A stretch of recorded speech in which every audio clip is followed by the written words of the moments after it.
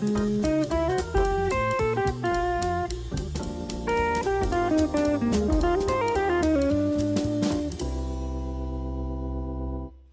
everybody, welcome to Line of the Week number 138, Motif Development Using Melodic Rhythms.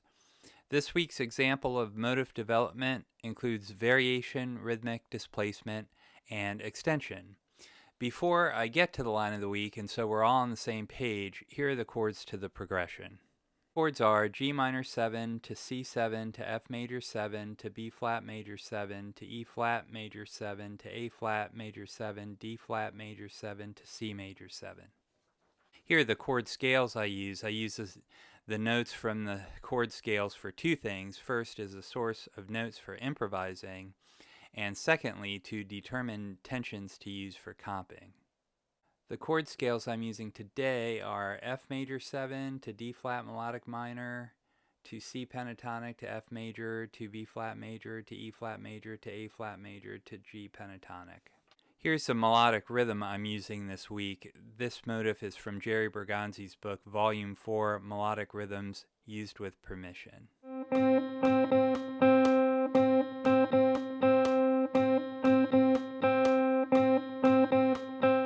Here's the line of the week with Guitar Pro backing I use to make sure I'm getting the notes and the rhythm accurate.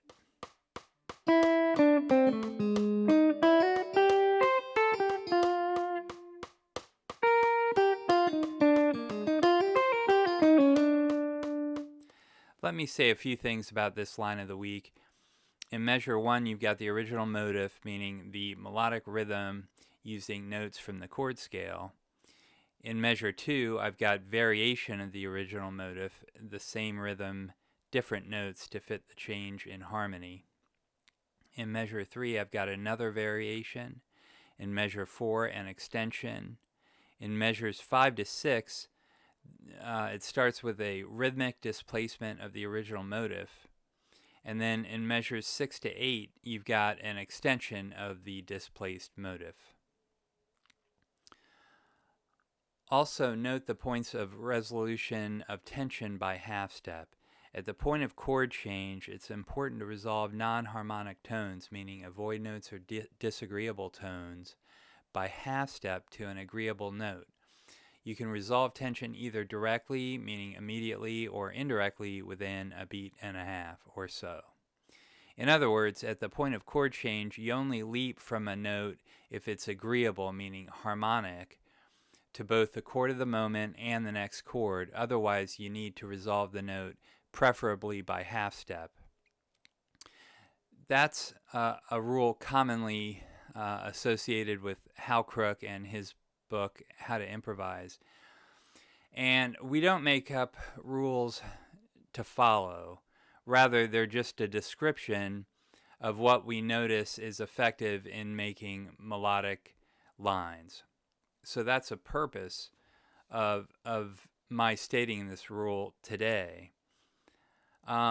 In the line of the week, we resolve the tension at the point of chord change in 3 places circled in red. First, you've got note A under G minor 7 resolving to note A flat under C7, creating an altered sound. Then you've got note G flat under C7, the flatted fifth, resolving to note G under F major 7, G being the natural 9 tension, a common chord sound for F major 7. Then you've got note D flat under D flat major 7, resolving to note D natural under C major 7. So thank you very much for watching, and we'll see you next week.